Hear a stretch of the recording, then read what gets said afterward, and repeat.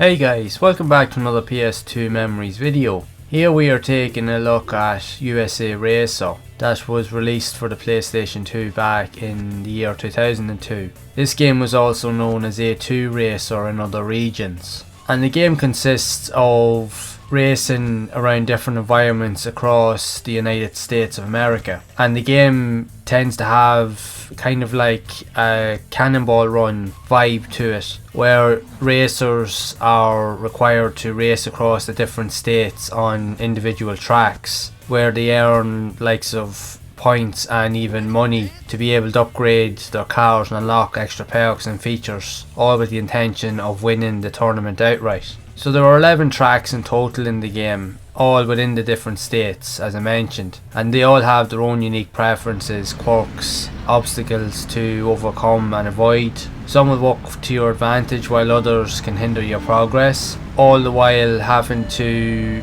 maintain the lead while trying to avoid and take out other racers on the tracks as well. And not only that, to make things more difficult, they have the ability to be able to engage in combat with you, where they'll try to run you off the road or try and crash into you at random points, so you do have to be careful. Now the game itself did receive mixed reviews across the board due to some initial gameplay glitches and quirks, where the collision detection and the handling of the cars can be quite sensitive, and even down to the collisions with the environment and even with other racers on the track, it can lead to the car being spun out, or literally just the slightest tip can throw a car completely off the track at any random point. And with this in question also does make the game that much more difficult to play, but like anything else, if you manage to stick with it, you will be able to maintain your position in the races to some degree, and you will have a really good opportunity of winning races, but a lot of it is just through trial and error for the most part. But once you've actually gained up a little bit of experience and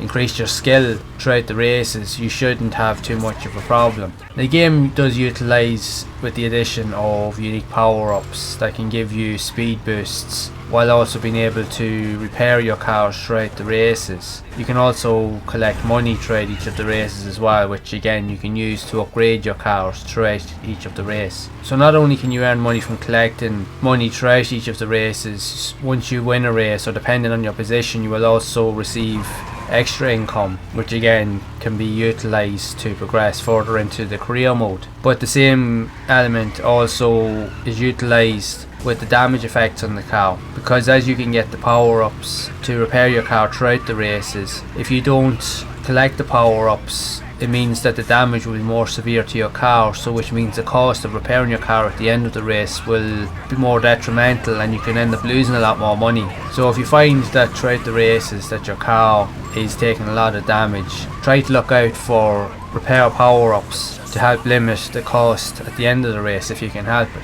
But due to the likes of like the glitches and even the combat elements and even the other racers constantly trying to batter into you the whole time, in a lot of cases, especially further into the game and depending on the tracks that you're racing on, it can be very hard to keep the car in any sort of stable shape. But as with each of the tracks in question, there are loads of different types of obstacles, where different parts like boulders can fall down from the mountainside, even like trees falling over with logs. So there's loads of different elements even with traffic on the roads, so you do have to try and avoid everything as much as you possibly can in order to gain some sort of an advantage in the race. The gameplay overall is fast paced and is quite frantic for the most part. And even with the glitches, it is a decent enough game to play, although it's definitely not the best racer on the system. It's one of those type of racing games you either like it or you don't, but those that do like it will persist with it and make the most of it, but those that don't will probably avoid it altogether. But it's really just down to your own preference and what you think of it.